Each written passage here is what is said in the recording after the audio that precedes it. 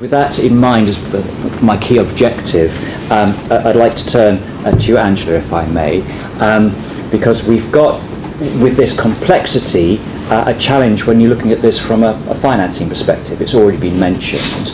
And so I welcome you introducing yourself this evening, and perhaps touching on what do you think the view is from the sort of financial world in a very broad sense with regard to CCS and the way forward. Thanks, Budge. I'm Angela Whelan. I run a company called the Ecofin Foundation, which was set up by Ecofin Investment Management, which is a specialist investor in the utility, renewables, infrastructure space. And what we try to do is to make sure that the voice of the finance community is heard by policymakers. So bridging that gap. In this role, I also run the Commercial Development Group, the CCS, which was set up after the Cost Reduction Task Force for CCS was carried out a couple of years ago. And that is work is sponsored by the ETI. I think I'll just follow as I was going to make some quite high-level points, and apologies if I repeat what's already been said by the speakers this evening. I think one one big message that hasn't been talked about, and that really has been said to me by many financiers, is that engaging with financiers. And I'm sorry, I'll just say that I'm talking now not about competition projects, but about how you get the follow-on projects to happen. So this is clearly about a group of investors, some of whom will be involved in competition projects, but a group of investors who are sort of waiting to see how this industry develops. I mean, at the moment it's a little bit behind closed doors.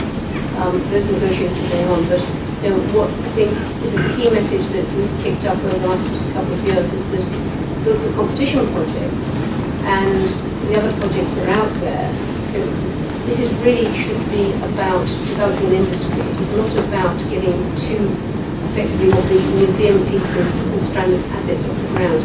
Very important though that is to kickstart the industry, that it's really about how then we take forward the sector and develop the industry. Otherwise, I'm afraid to say that the £1 billion of public funds is not really worth doing. So I think I'll say that, but also I'll say that things have changed over the last 2 years, and I do think there is a much more positive feel within the finance community about the fact that this is being taken forward.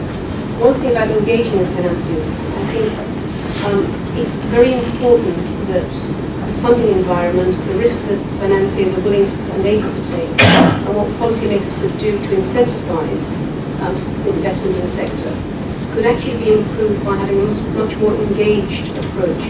And the one I would refer you to is the one that's taken by Ofgem and Ofwat, which I've been part of, where they are very actively involved with the finance community in terms of actually ironing out particularly what risks investors are prepared to take and what they feel the policymakers could do to actually improve on that. So that's one point.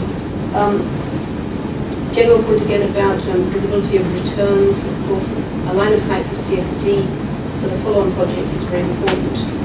Confidence in policy, and we have a great opportunity for the new government for that to be reinforced, not just around CCS and where that is going, but also around climate change goals and emissions targets.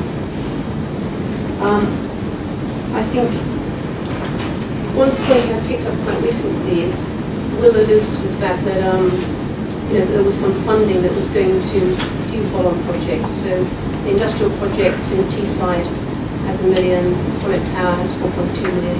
There's some funding, I believe, that ETI may be picking up to do some work on storage appraisal. I wonder whether there is a way that some funding could be set aside, and that may come from the $1 billion, that actually could be used to actually encourage the follow-on projects to actually do scoping work and development work around the projects.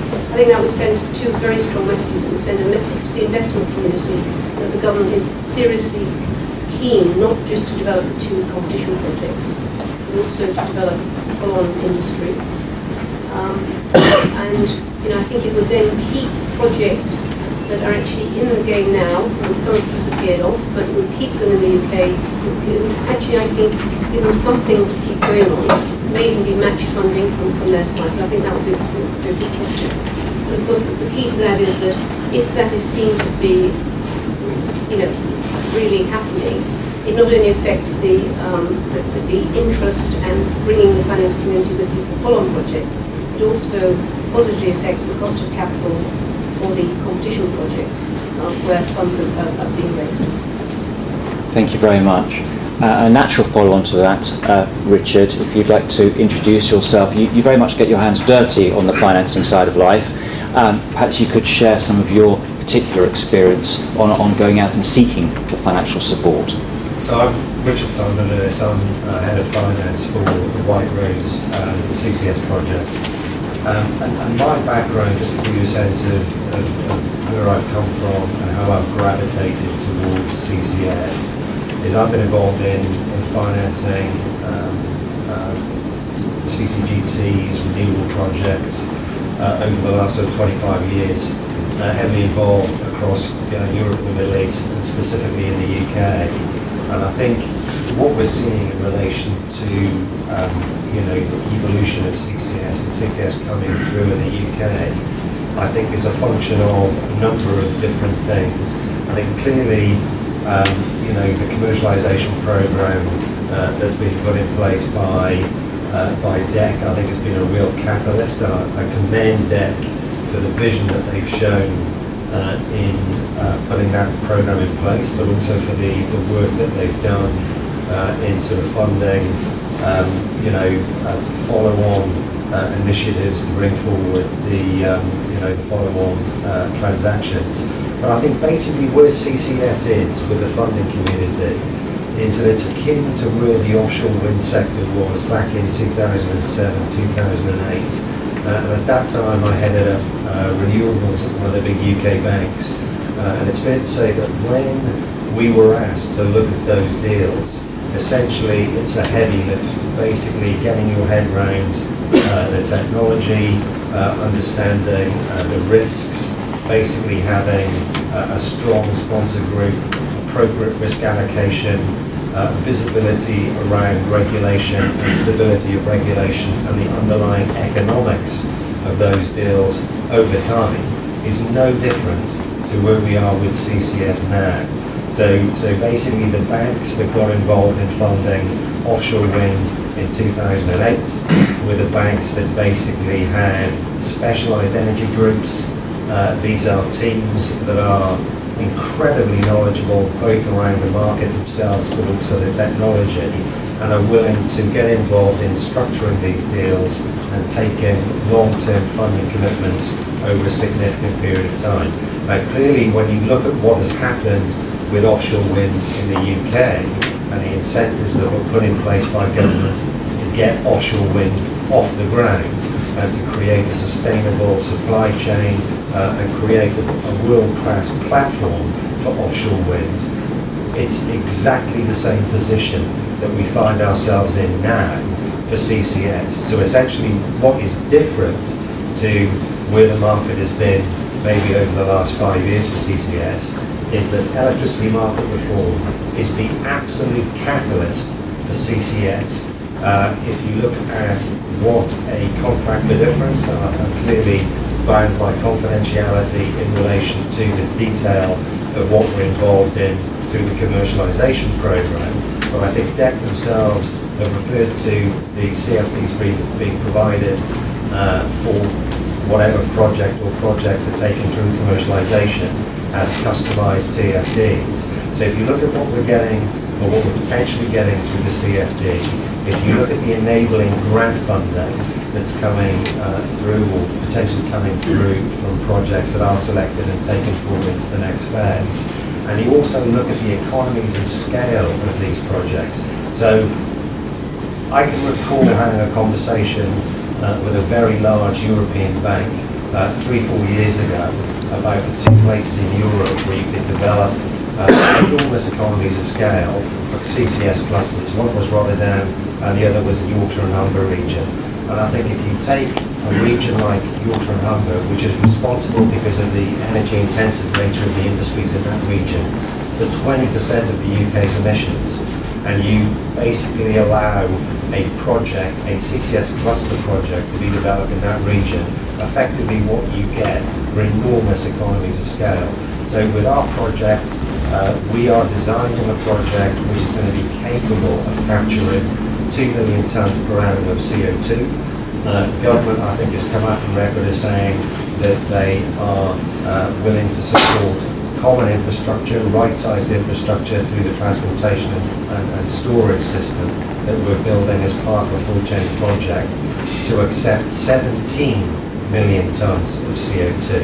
Now, effectively, that headroom through that common infrastructure gives you 3 to 4 gigawatts of additional CCS-enabled capacity that can join that infrastructure over its life. And if you look at the economies of scale of a CCS cluster and what it can do, it's compelling. And then I think in terms of the delivery, clearly CCS is an industry that clearly has the support of some world-class sponsors. So in relation to the work that's been done on Peterhead by Shell, the work that's been done on our project by Alstom, Drax, VOC Linde, and our transportation and storage partner National Grid, clearly there is an enormous amount of heavy lifting that we're doing through the feed phase, the de-risking phase, to give our banks confidence about where we are taking this technology. Now, in relation to the interest that's been shown by the funding community, we currently have a funding group of commercial banks, export credit agencies and multilaterals, which is incredibly strong. 20 institutions that we're talking to. We've been talking to those institutions for over 2 years. We've been developing consensus, educating that market in relation to what CCS is about. And the reality is CCS is a hybrid technology. So when you look at CCS and you assess CCS as a funder, you need to understand its component parts. And essentially the component parts of CCS are well understood, well developed, and they work. So we are talking to specialist banks who've got capability in conventional power, renewable energy, and oil and gas. Because when you look at the elements of the CCS project, those are the key elements. So you have to be talking to the right people. You have to be talking to the right banks. You have to have the right sponsor group. And you have to have the right technology. And that's what White Rose is all about. So am I feeling positive about where we are? Are the banks basically assessing CCS in the same way that they did offshore wind? Absolutely. But without ongoing government support, and I think picking up on Angela's point, the banks that we are talking to have little interest in funding a single project. These are the banks that funded the offshore wind industry. They funded the best part of the renewables industry across Europe. And the size of the prize in CCS is basically creating an industry. So these banks want to fund the first projects, if the risk allocation is correct. They want to fund the follow-on projects, because ultimately banks are creatures of precedent. And if they put the effort into understanding the technology, the risk allocation, the market, they want to apply that knowledge to follow-on deals. It's exactly the same as what the banks did on offshore wind. Richard, thank you very much indeed. Right, we've talked quite a bit about CCS and energy for very good reason. Will very helpfully mentioned that CCS has a context in broader industry as well.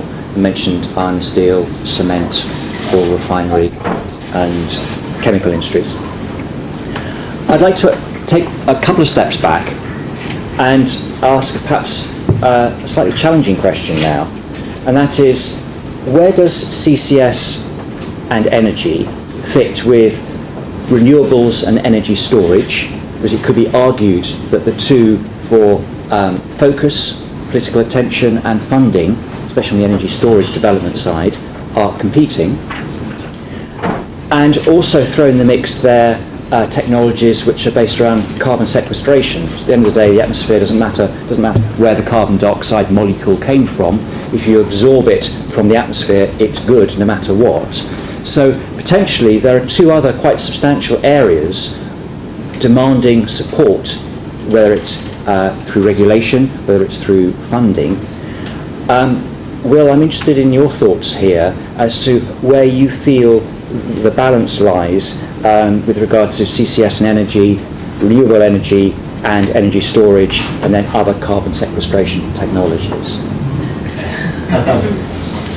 In 2 minutes. I mean, I guess from government's point of view, it is seeing CCS as part of a portfolio of technologies, really.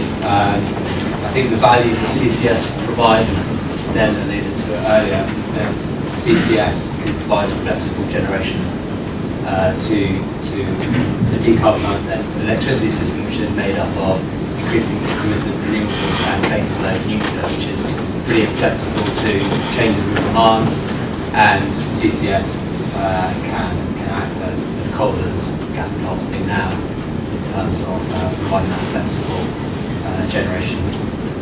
In terms of energy storage and other technologies, again, that's part of the mix, really. But I think that's where we see the value of CCS playing in. I think that's where the distinct value that CCS has in decarbonising the power sector. And I think that's why studies have sort of illustrated that CCS provides a cost-effective route to decarbonisation. That's the key to the results. But does any focus on CCS potentially detract from developing energy storage, which would provide similar types of flexibility? I don't think so. I think there's other sort of mechanisms for doing that as well. So for example, an analogy might be the capacity market, which rewards both generation and demand side response, and potentially energy storage in the future as well. So I think it's just part of the... You see the portfolio effect, right. Luke, do you want to add that? Yeah, I mean, I'll just make a comment here, but you often hear about CCS being in competition potentially with other technologies. I don't think we see it like that. I think you look at the most realistic scenario about how you decarbonise the power sector. You've really got three big levers. You've got nuclear, you've got CCS, and you've got offshore wind. And I think really the question is going to be a relative mix between those three different technologies going forward. I think at the moment, given where we are with the development of each of those sectors, it's too early to be saying which one's going to win out. Okay. So, yes, please, yeah.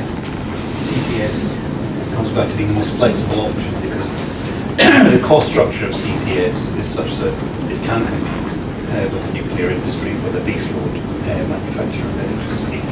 But at the same time, it can also play a more flexible role in supporting load following mechanisms, as many gas plants do today. Now, if we add to those remarks on storage, I would say CCS opens the door to huge potentials for storage on the grid. Storage today, the amounts that are available in batteries or in terms of gigawatt hours, even in hydroelectric power stations, the actual quantities of energy they can store are very, very small compared to the fluctuations you see in the grid every single day. But one way of counteracting this might be if through a CCS plant you could store hydrogen, you could solve caverns. It might sound ridiculous, but it is known to be in the United Kingdom and certainly in the United States. But that type of storage system would unlock huge quantities of bulks of electricity, clean electricity available on the storage network for use as and when we want to.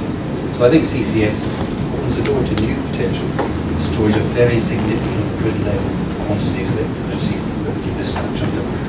Okay, thank you. One last question from me, and then I'll be turning to the audience, if I may. You've mentioned very helpfully there costs. And when you say the cost of CCS, are you referring, this is you plural by the way, are you referring to something like a new coal-fired power station with CCS, or are you purely looking at CCS retrofit to existing ageing fossil fuel plant? Speaking up Angela's point, what's important is the new generation capability with CCS going forward, rather than just the fix-its for what is a legacy system currently.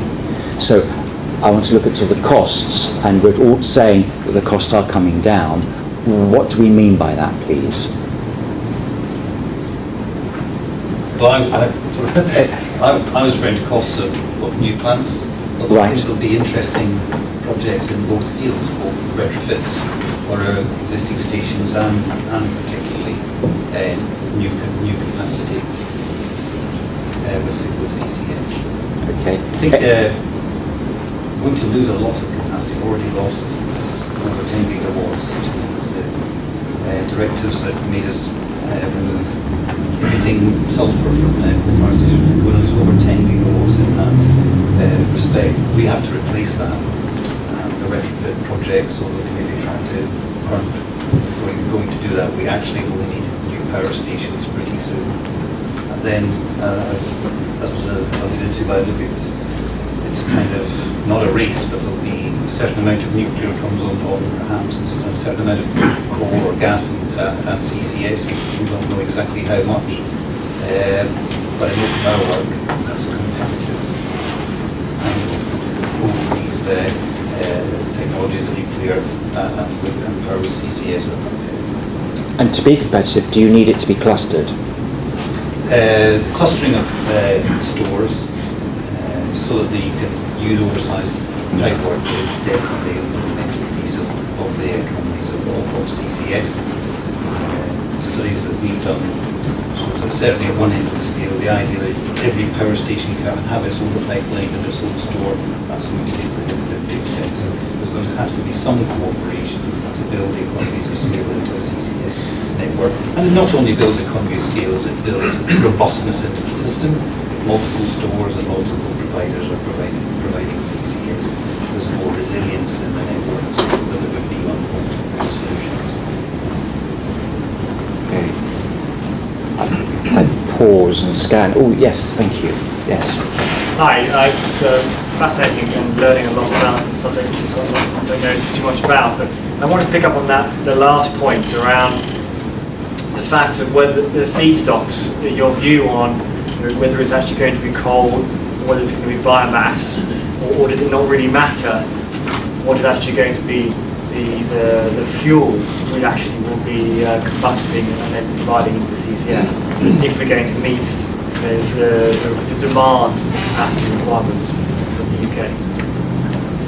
Well, I mean, I think if you look at the use of CCS and the use of biomass with CCS, and if you look at the design of the White Rose project, essentially we are looking to design in an element of co-firing to the project, notionally sort of 10% co-firing of biomass. And I think when in normal capture mode we can capture 90% of the CO2 emissions, but I think as Whelan and Den have indicated, when you start to introduce biomass into the system, essentially we can take that 90% capture up to 100% capture, so we basically run zero emissions. And if to the extent there was an economic benefit in us increasing the amount of co-firing for a project like White Rose, essentially you can go negative emissions. So basically, I think in terms of the explanation that was provided by Dan at the beginning in relation to the benefit that CCS brings in taking emissions out of the system and taking you into sort of a negative emissions territory, absolutely, it's something that you can do with CCS, and it's something that we are designing into the White Rose project. Yes. To introduce myself, Tony Day from Low Carbon Gas Limited. ETI's last report on infrastructure for the UK mentioned one of the biggest problems is how to replace the massive energy storage and transport infrastructure provided by the gas industry, which is hundreds of times bigger than that provided by the power industry. I'm not a gas engineer, but I can speak for the gas industry. Gas industry has been doing CCS in various forms for the last 80 years. The technology is well known, well deployed. More to the point, it's far cheaper to do CCS on gas making than it is on power generation. Very broadly, the unit cost of CCS on gas making is about 100 what it is on power generation. Therefore, a logical economic proposition for the nation, and I might say an investment proposition for our audience, is to do CCS on that which is both cheapest for the nation and most profitable for the investors, which is CCS on gas and chemical engineering processes.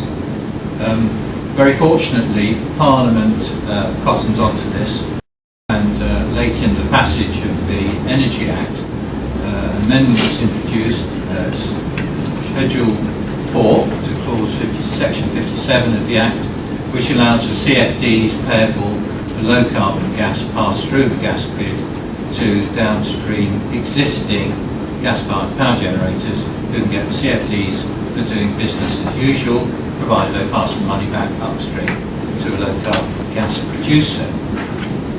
Given the current administration has come in showing more signs of interest in gas than the previous administration, our deck now going to take the opportunity as presented by CCS on gas making and chemical and process engineering industries to bring them on board in their strategy and policy. So, as I mentioned in the presentation, there's the Teesside study looking at industrial CCS on the industries there, and that includes the chemical industry. I think that's part of the our work looking at that. As I mentioned, that report's due to complete in June, and I think we're really waiting for that report to be made, which looks at both the sort of technical detail behind making sort of applying CCS to those industrial processes, but also the financial mechanism for enabling it. So I think from our point of view, we're still waiting for that study to come into government and with its recommendations, and then consider that further working with the business department, which obviously has a key role also. And this is the Teesside study, including looking at gas? I don't think it does look at gas. So it looks at the steel, chemical, and I don't know. I'm not sure how far the gas goes. Okay, thank you. Can I just ask Dan a follow-up to that question? I mean, when you talk about natural gas, I think of the stuff that appears at my home, which then generates hot water, if you like, and the CO2 goes up the chimney. So, you know, all central heating, all distributed central heating, has boilers in individual properties, and they all produce CO2. What you're talking about is something quite different, is that right? Because what we have to burn methane. No, the methane that comes out goes into the gas grid, and comes out the hole in your wall and is used to power your boiler and 85% of the rest of the nation's boilers, of course. Is chemically identical to fossil natural gas. Methane itself is not necessarily a fossil fuel. We've got used to the idea about it because we've had lots of it come out holes in the ground all around. Actually, you can make methane from anything, and you can, as you make it, you also produce CO2 as a waste byproduct, which is readily available to stick down a hole in the ground for CCS. Therefore, you can offset your downstream emissions by putting CO2 down a hole in the ground upstream. Okay. I might add the gas industry in America has been doing that for decades. Thank you. I'm not clear about this, I'm not sure anybody else is. What are you making the methane from and how? Okay, so very broadly, you can make methane from anything that's got carbon in it, be it either biogenic or fossil carbon. So the objective is to take a fuel mix, which speaks, I might add, to Mr. Budge's concept of flexible fuel supply, so you can arbitrage market mechanism. So part of your decarbonisation is done by using partly biogenic carbon-based fuels. Waste is the biggest and cheapest form of biogenic carbon available in the UK, and that, in our view, is a massive opportunity for the United Kingdom. So part of your decarbonisation is being done using fuel, and the other half is being done by capturing the CO2, which is produced as a side product of methane production, or hydrogen, or methanol, or ammonia. All of those kinds of processes are inherently carbon capture ready, always have been, and they simply need someone to go and connect the pipe to a hole in the ground. Thank you. Can I move things? Second point. Is it on the same topic? No, it's quite different. Let's go for your second point. Now, I was first involved in this over 20 years ago, chief executive technology for big oil company BP. And the issue in those days, of course, was what was the price that you could get for electricity when you generated carbon-free. So it's nice to hear this evening that we're going to get a price for that electricity that would make it worth our while to do it. The point I was going to make is that back then, 20 years ago, the Geological Survey did a very nice analysis of storage capability out in the North Sea. And the point I'd make to everybody here is that the volumes of CO2 that are produced from major power plants over 30, 40 years are huge. So the point the survey was making is that the injection point is in the bottom of a big dish. You don't want to go into an anticline because, yes, it's got a seal on it, but the pressure of injection is going to be increasing all the time as you put all this huge amount. If you go into a very big dish out in the middle of the North Sea, 2,000 metres, where it's super fluid, then the CO2 will just gradually disperse. And it's a colossal volume that it can disperse through. But we would, if we do this to scale, and we're serious about it, then yes, we will need a network of pipelines, and we would have very big injection sites. They need to be at the bottom of the dish, not at the top of the structure. Thank you for that. And I'll have to say, that ETI, first thing I was involved in when I joined the business, there was a very large survey of the storage capacity of the continental shelf of the UK waters. 700 years.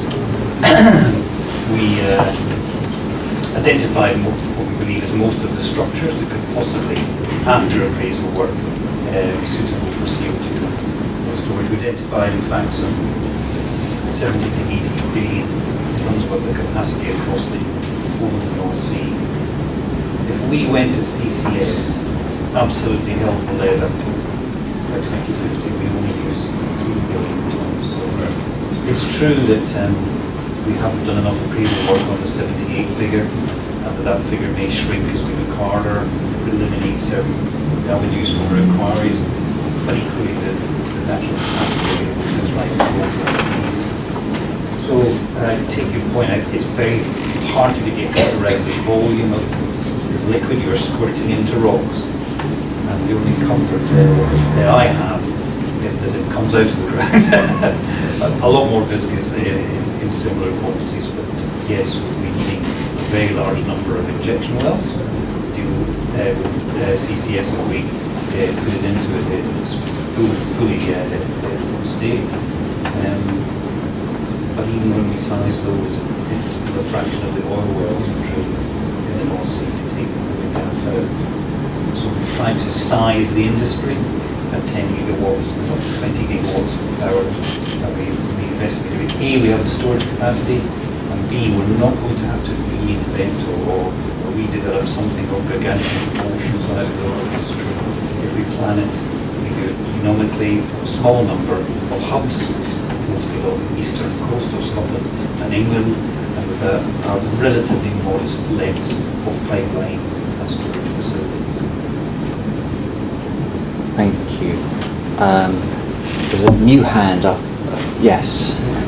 Michael Priestley from UK. A question for Rowan.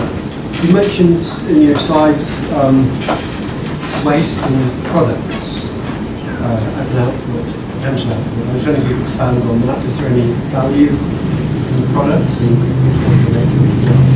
CO2 price at the moment is not a huge value for us.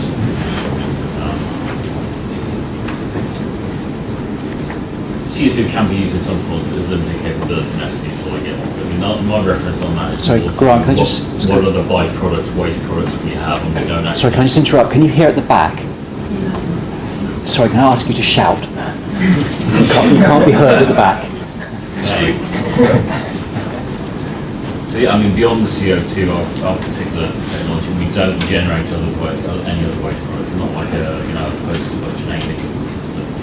We effectively just generate lime as a waste product, which is readily saleable, and that's it. So it's a focus on mitigating, minimising the waste from the process we're deploying that we're focused on. In terms of just responding to the question around the value of CO2, I mean, clearly the UK and Europe are in a slightly different place to the US. Okay, when I was in Washington in December with the DOE at one of their conferences, and a number of the CCS developers were involved in the same conference. And clearly the US is a very different market in terms of CO2. So basically in the Permian Basin in Texas, you get $32 a tonne for the CO2, and they can't get enough CO2 for enhanced oil recovery. It's a very deep market. The market's been transporting CO2 across networks for over 20 years. So clearly the work that DEC are doing in relation to developing the North Sea as a potential CO2 hub, and I think reference has been made to the absolutely enormous potential that exists within the North Sea for storing and exploiting CO2. And clearly once you get CO2 in stable form in these formations, you can then network for enhanced oil recovery. So there is a value for CO2. The US is some way ahead of Europe, but I think it's fair to say with the vision that DEC is showing in relation to creating these networks, and it's all about economies of scale. It's all about getting the CO2 out into these formations, whether they be saline formations, which is what we are intending to inject our CO2 into, or voided oil and gas fields, which I think is the preferred route for Peterhead. Ultimately, there is an extension. When you take the long view in relation to creating a CO2-based industry, you have to look at enhanced oil recovery, because it's something that it's an industry in the US that stands up on its own 2 feet. So clearly for the commercialization projects, there is no value that we attribute to the CO2, because ultimately it has to be treated as a waste, and we have to move that waste to the store safely. But in the US, they are transporting CO2 economically, efficiently, and for great profit. And that's the big difference. So you need that vision in Europe to basically extend the value of the oil and gas fields that we've got in Europe. And clearly, the CO2 that will be produced by the commercialization projects will be EOR capable, even though it could well be a decade down the road before we're able to network up that CO2 in the North Sea for EOR purposes. But I think it's a great question. To round off on that, I do look forward to the day when actually carbon dioxide isn't a waste, it's a resource, and that actually we're looking at products. We hear about graphene, we hear about biochar, and there are others out there which I don't know about, don't know the details of, which are actually effectively utilising carbon dioxide effectively. I think it's 8 o'clock, and to keep to the timetable, I need to draw things to a close. I sense there are probably a number of sort of themes where people might like to pick up and in the discussions during the networking, which I think is therefore a really good place to stop and move into that phase of the evening. So first of all, may I please thank Smith & Williamson, Andrew and the team for hosting tonight. It's been, as ever, really well supported and arranged, so thank you so much. I do urge you to stay on. There's drinks, there's food, really nice food. Please do stay for that. It's set up for you. Hopefully I haven't egged it up too high. It is, it's good. So please do stay for that. And I know that our speakers will be also staying, so you'll be able to pick them off one by one and have your particular comment with them. So let me finish off to say thank you very much indeed to our speakers and panelists. We gave them a easy-ish ride, I think, tonight, but you can now really go for the jugular over a drink and a canapé. Thank you very much indeed. Thank you.